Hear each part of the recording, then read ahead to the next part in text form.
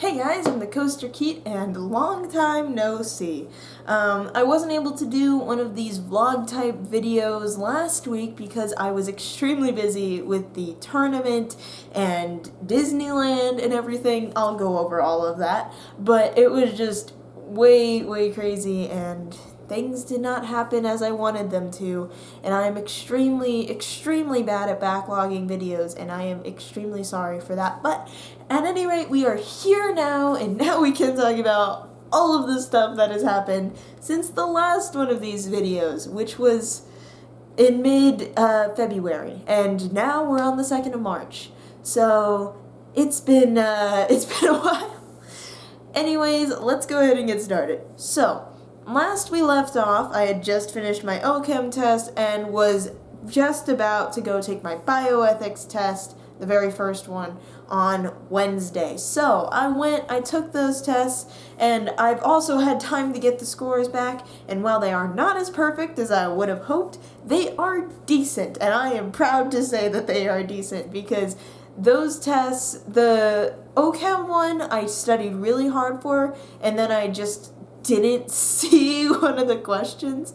Essentially what it was a sheet of, a typical sheet of paper, and there were questions, and then there was one in a box on the bottom, like not quite the far bottom, but like the mid-bottom right-hand side, and just a little boxed-in question with a separate diagram from everything else. And when I take tests, I don't know about you guys, but I go down the left-hand column, and so I just straight up didn't see the box, didn't fill anything in, and just lost 4 out of the 100 points right off the bat. So I know I could have done better on the OChem test just because of that. And because of that, I am just glad that I got what I got because it could have been so much worse. And then when it comes to bioethics, that test just completely snuck up on me. So the fact that I did good is just astonishing because I did not deserve to do good on that test, but I did. So life is good. But anyways, once I got those tests done, it was tournament time. Friday morning, I had to wake up bright and early at I think 7. Yeah, 7. And I had to get up, get all my stuff ready, and then head out to go to the car, which left at 8 a.m. in the morning on Friday, which was exciting. And also, I thought I would be very tired at that point, but turns out once I wake up, I'm pretty awake. So while there were several other people in the car, we had this giant HOV van type of deal that could seat 8 people. And pretty much everyone else in the car was trying to take a nap, but I'm just over here all right, what do we gotta do team bonding wise? Can we get some carpool karaoke going? Do we have some interesting stories to tell? I don't know, I was just over here trying to figure out ways that we could all bond on the trip, and we did do a lot of those things, and we had a lot of fun. But one of the things that we did that I wasn't quite expecting is we made a Spotify playlist, but not only did we make a playlist, but we made it on my phone, because everyone else had an iPhone, and we only had the typical audio jack. So my phone became the phone that the playlist was on, which was quite funny, because that meant that my very first Spotify playlist is one that just has a bunch of random songs from a bunch of random people. Well, not random people, but a bunch of people. And so now Spotify has absolutely no idea what to recommend for me, which is just hilarious. But we ended up playing those. I was able to rickroll everyone, which was pretty funny, because we would just pass the phone along and put in our songs, and I was just like, haha, I know a song, and it was just Never Gonna Give You Up, and then my other one was Africa by Toto, because you have to, really. You just have to. And they both got some pretty good reactions, so I was pretty satisfied. But the trip went pretty fast, all things considered. It was a 6-hour car trip, but it didn't feel too bad. And when we managed to get to California, we had enough daylight to go to the beach, walk around there for a while, and then go to the pier where there was the big wooden roller coaster, the Giant Dipper, which angered me because I was telling everyone, I'm pretty sure this is the Big Dipper, and no, it's the Giant Dipper. Thanks, Wooden Coaster Namers. I really appreciate that. But anyways, we got on the Giant Dipper, which was so cool, sharing, like, the wooden coaster experience with everyone, even though some of them were a bit worse on the ride than others, some complaining about, like, neck pain, and I'm like, they just made this coaster better. They just retracted. This is the best wooden coaster experience you're ever gonna have. Like, stop complaining. But it was a ton of fun anyway. We did that. We kind of watched the sunset on the beach, but it was a cloudy day, so we couldn't watch too much of it. And we just had an overall great time. And then we went back to the hotel, and much to my surprise, I was actually able to get homework done, which is astonishing, because I would have never thought that on a trip I would be able to get homework done. I thought that the fact that I hadn't gotten this piece of homework done until that point meant that I was a goner. But I told everyone, like, hey, I have a project for my meme class that I need to do, so I'm just gonna sit out of some of the team bonding stuff to do that. And they were all really chill with it, and I was able to even go in and out of the team bonding thing whenever I hit, like, a writer's block, and it was just great. It was great. That team is so amazingly supportive, and so amazingly insane. Like, when we were at the beach, there was one girl that just decided to just straight up walk into the ocean fully clothed, and it was like, you do you, just go. And when she dove into the ocean, everyone just burst into applause. Like, it is the most supportive team you will ever see. We support each other in so much, and it is just so fun.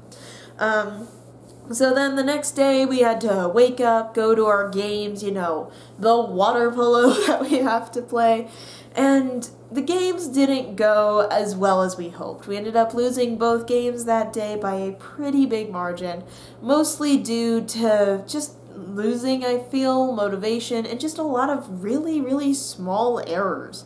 Just a lot of, like, not looking before we passed, not defending the right people, not knowing how to respond to certain things, and so now we're working on all of those little things. But after that day of water polo, we ended up going to a local mall, and while we went around looking around for somewhere to eat, we eventually settled on Panera. And so I'm over here at Panera, I've been talking to one member of my team, and then I get up and go to, like, refill my drink, because for once in my life I decided to buy a drink. And so then I come back with my, like, blood orange tea fusion thingy, and as I'm coming back, I see that people on the team have their phone on their, like, Snapchat scan, and the employee also has his phone and is just scanning their Snapchats, and I'm like, what is going on? And turns out we end up inviting this employee of Panera to come to the tournament.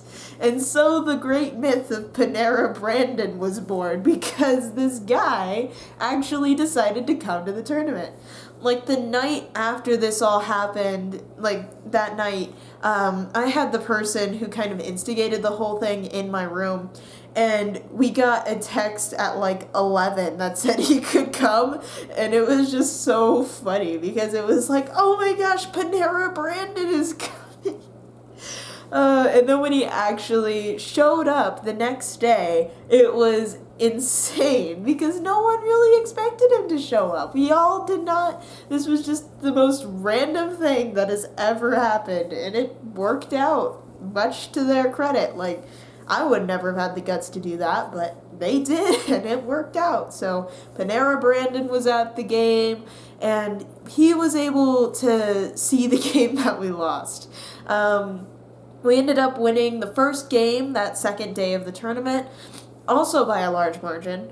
But then the second game on that day of the tournament, we ended up losing. And so unfortunately, Panera Brandon had to watch us go from winning at the very beginning of the game to losing by the end, and it was a bit sad, but he was really nice. He like rooted us all on, and he took a picture with the team, which was pretty cool. So anyway, the legend of Panera Brandon shall live on this YouTube channel forever, and if he ever sees it, then hi, you're a cool dude, I guess.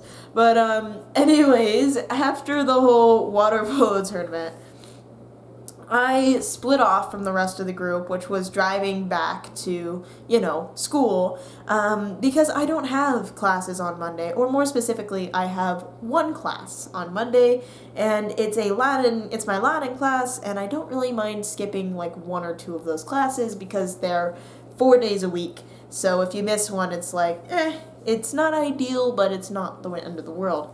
So instead of going back, I went over to first a friend's house, and then the next day, on Monday, woke up bright and early to head over to the great home of Mr. Mickey Mouse, Disneyland itself.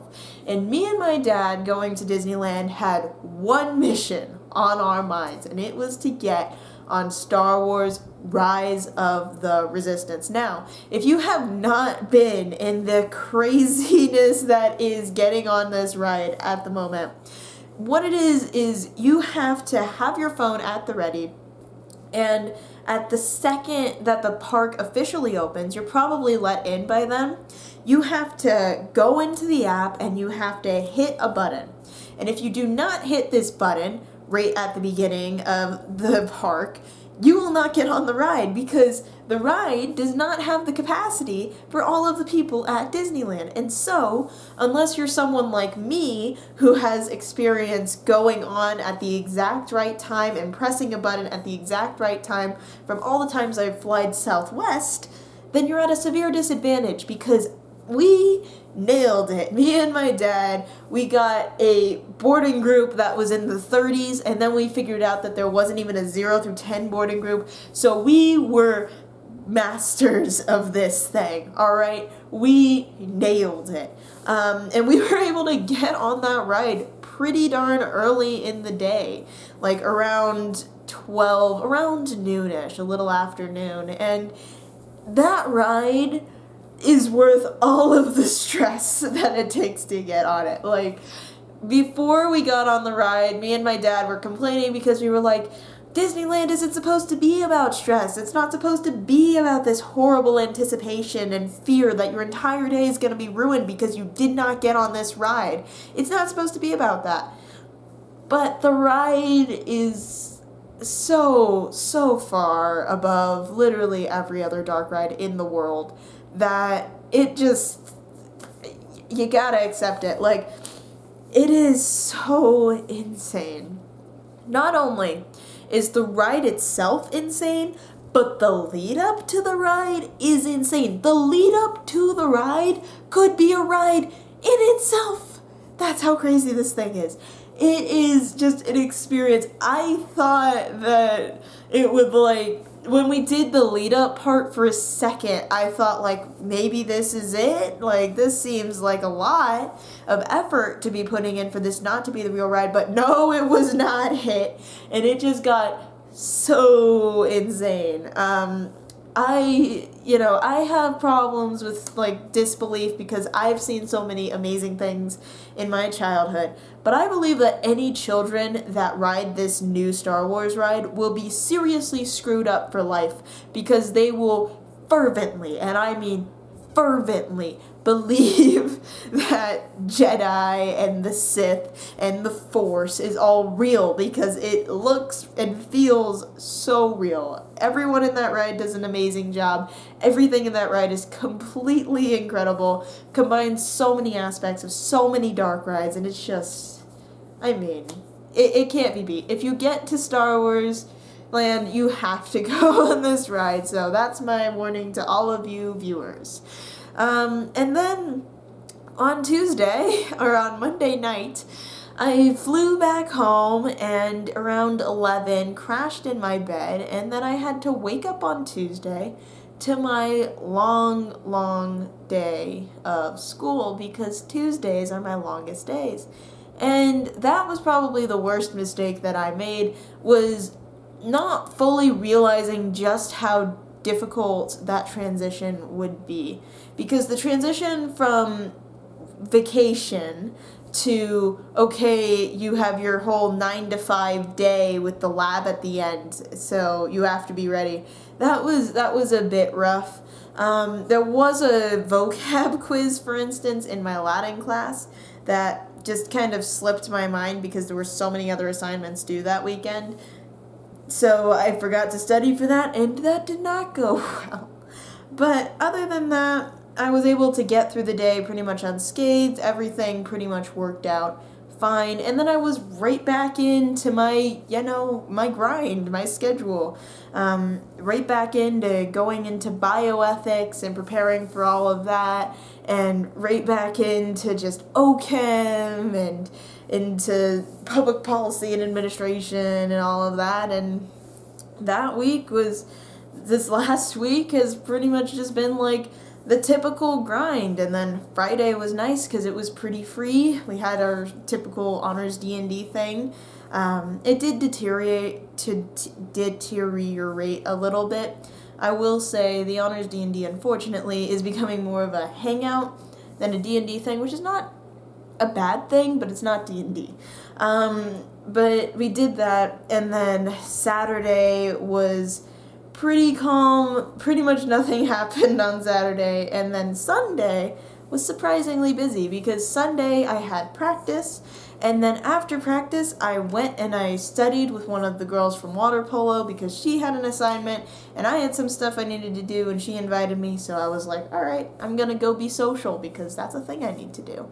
And then I had D&D, which ended up getting canceled last minute. And so instead we just socialized. We played Jackbox party games, and honestly, that was a lot of fun because while it's harder when the Friday group just decides to chill because that's pretty much all they do all the time, when the Sunday group decides to chill, it's awesome because they never do. Like, the Sunday group is so serious, and it's great because we actually get to play D&D.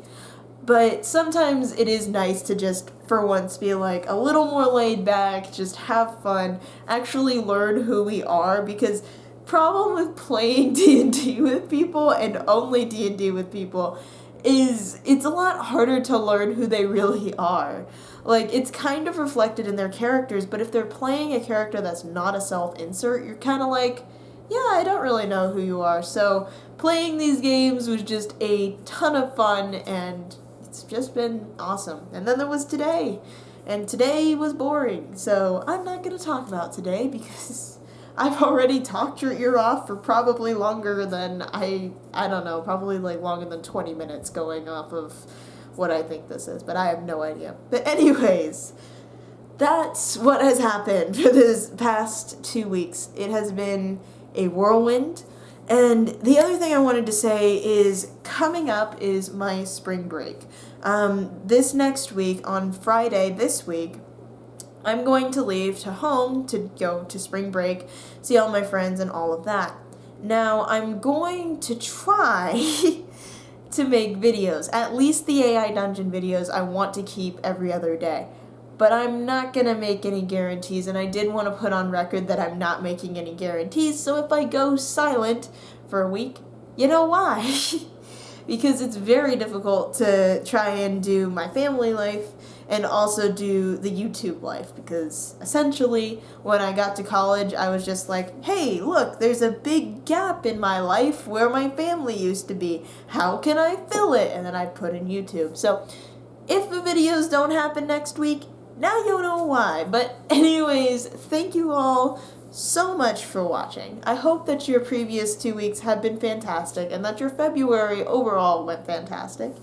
And I hope that going into March, you just have a great time and that this month is the month that you do the thing you want to do or whatever you have going on. But anyways, I've been the Coaster Keat, and I hope that you all soar high and enjoy your ride of life. Bye!